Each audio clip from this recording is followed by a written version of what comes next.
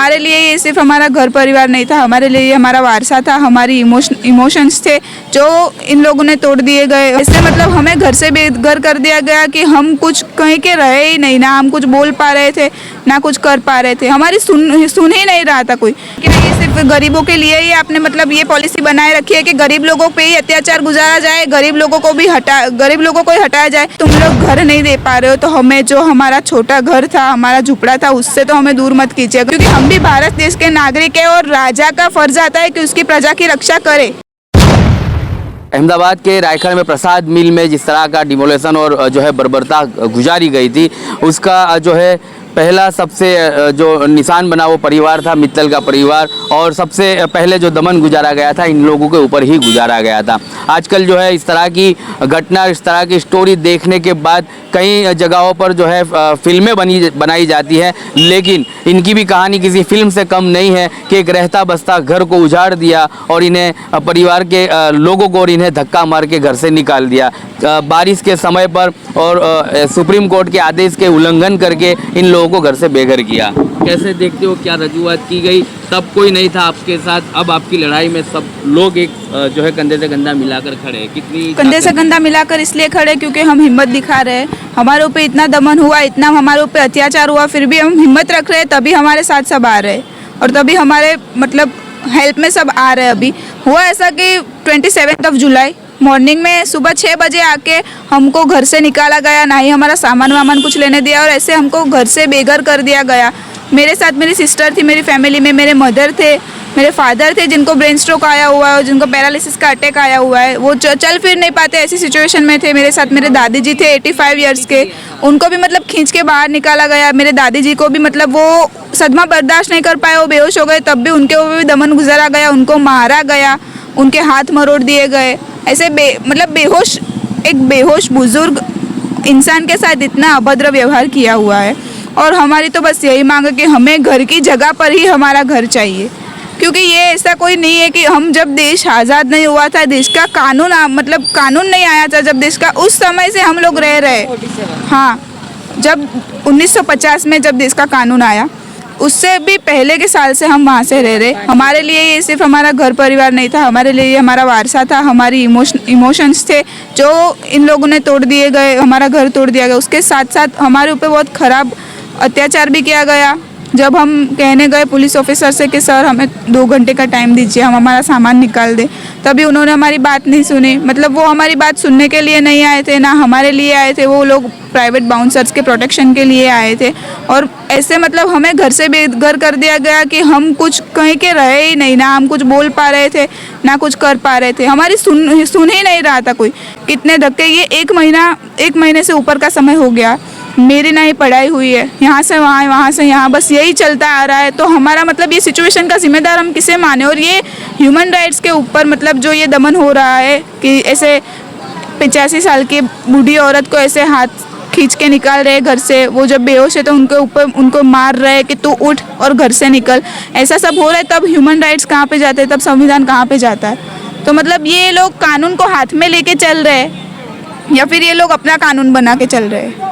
हमें यही बताया जाता है कि हम लॉ और ऑर्डर मेंटेन कर रहे हैं, तो हमारे एरिया में ही विदिन 500 मीटर की रेंज के अंदर ही 3 दारू के अड्डे चल रहे। तो वहाँ पे तब पीआई सर को मैं यही पूछ रही हूँ कि तब आपका मतलब तब वो आपका लॉ एंड ऑर्डर मेंटेन करने का कहाँ रहता है? कि क्या ये सिर्फ गरीबों के लिए ही आपने मतलब ये पॉलिसी बनाए रखी है कि गरीब लोगों पे ही अत्याचार गुजारा जाए, गरीब लोगों को ही हटाया जाए? ये पर्यावरण बचाओ, ये सब वर्ल्ड एनवायरनमेंट डे और सब मतलब जिसका सेलिब्रेशन कर रहे हैं पीएम सर, तो मुझे भी उनसे मतलब यही शिकायत है कि जब हमने फ़ोन किए पर्यावरण रक्षण वाले को, जब हमारे पुराने से पुराने झाड़, बड़े बड़े जो पेड़ थे वो काटे गए, नीम के पेड़ थे, पीपल के पेड़ थे, ये सब ऐसे बड़े बड़े जो पेड़ काटे गए, तब भी हमारी मतलब कोई आता नहीं है सुनने, वो लोग लकड़ियाँ ले जाते हैं। तो मतलब तब मतलब ये है क्या? आप लोग क्यों बाहर नहीं आ रहे और बोल रहे हो कि हम लोगों ने मतलब हम ही करप्शन वालों है? करप्शन आप मतलब इतना खराब करप्शन तो मत कीजिए कि लोग की जनता मरने के लिए तैयार हो जाए। लोग को किसी को भी मरने का शौक नहीं होता, लोग जीने के लिए मतलब अच्छी ज़िंदगी जीने के लिए ही जीते हैं। जब इंसान अपने हाथ में चाकू लेके बाहर आ जाए कि मुझे मर जाना है, तो उसकी स्थिति को समझे बिना उसको डिटेन करते हैं, आप उसको बिठा रखते हैं और उसको आप ऐसे ऑब्लिगेशंस उसके ऊपर लगाते हैं कि ये पागल है, ये वो क्या मतलब कोई मतलब जो प्रचार में आगे आता है, जो हमारे रक्षण के लिए आता है, तो उसको पागल बोल के उसको साइड में कर देते हैं। मतलब हमारे जो हमें जो गाइड कर सके ऐसे इंसान को भी ये लोग साइड में कर रहे हैं, तो हमसे चाहते क्या हो कि हम हमारी जान दे दे आपको, तो क्या इससे आपको खुशी होगी? क्योंकि हमारे पास अगर तुम घर नहीं दे सकते, बोल रहे थे कि इतने साल में सबको मतलब भारत में सबको घर मिल जाएंगे खुद के, अगर तुम लोग घर नहीं दे पा रहे हो तो हमें जो हमारा छोटा घर था, हमारा झुपड़ा था, उससे तो हमें दूर मत कीजिए। अगर नहीं दे रहे हो कुछ तो उससे तो हमें दूर मत कीजिए। ना ही कोई वैकल्पिक व्यवस्था आप कर रहे, ना ही हमें कुछ सुविधा प्रोवाइड कर रहे, क्योंकि हम भी भारत देश के नागरिक हैं और राजा का फर्ज आता है कि उसकी प्रजा की रक्षा करे। तो तब राजा कहाँ चले जाते हैं जब प्रजा के रक्षण की बात आती है तब, और जब रक्षण करने के लिए जो पुलिस वाले रखे गए तो वो भक्षक का काम क्यों करते हैं? और ये कहानी 1 महीने पहले की, लेकिन मित्तल और उसके परिवार के बीच में आज भी वो दृश्य मौजूद है। आप लोग तो जो है जिंदगी की भागा भागी में वो दृश्य को भुला चुके होंगे, जब 1 महीने पहले रायखड़ के प्रसाद मिल का डिमोलेशन हुआ था, महिलाओं पे दमन गुजारा गया था बाउंसरों के द्वारा।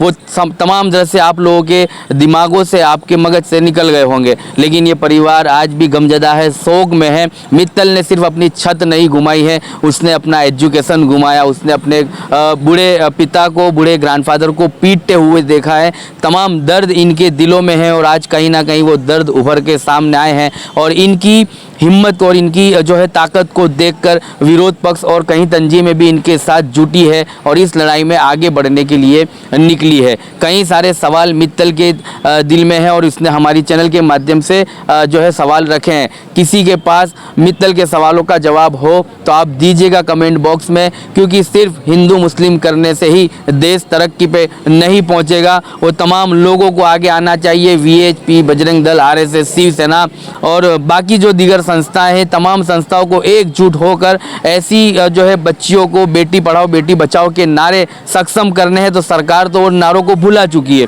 लेकिन इन नारों को जो है सक्षम करना है तो सही में इन तंजीमों को आगे आकर मित्तल जैसे परिवार को, मित्तल जैसी लड़कियों का सपोर्ट करना चाहिए। और एजुकेशन में जब बच्चों को हम आगे देखना चाहते हैं तो इन लोगों के एजुकेशन को ख़त्म कर दिया गया है, तब तो कोई आगे नहीं आ रहा है। 7 डे स्कूल के मामले में क्या हुआ, एक बच्चे की जो है बच्चों की स्कूलों में मारा मारी होती है, पूरे मामले को किस तरह का डाइवर्ट कर दिया गया। वो पूरा मामला हिंदू मुस्लिम में तब्दील करके नयन के परिवार को, अब नयन का परिवार कहाँ गुम हो गया किसी को पता नहीं है, लेकिन लड़ने वाले आज भी नयन की लड़ाई लड़ रहे हैं। तो ठीक, मैं मेहरबानी करके हमारी चैनल के माध्यम से अपील करता हूँ तमाम उन देशवासियों को कि मेहरबानी करके ईश्वर अल्लाह को मानने वाले हैं आप तो हिंदू मुस्लिम मत कीजिएगा। देश को हिंदू मुस्लिम की ज़रूरत नहीं है, ये सोने की चिड़िया है। देश गंगा जमनी तहजीब है। अगर हम सब एक साथ मिलकर रहें, एक साथ मिलकर चलेंगे तो मित्तल जैसे कई परिवारों की आवाज़ बन सकेंगे। क्योंकि हमने स्कूलों में और आपने भी पढ़ा होगा कि एक लकड़ी को तो कोई भी तोड़ सकता है, लेकिन लकड़ी के भारे को कोई नहीं तोड़ पाएगा। उस वक्त तो मित्तल जब अकेली लाठी बनकर निकली थी तो वो लाठी टूट गई थी, लेकिन आज वो लाठी नहीं टूटेगी, क्योंकि मित्तल अब एक लाठी नहीं है, उसके साथ पूरा लाठी का भारा है। आप तक समाचार हमेशा रखे आपको आगे।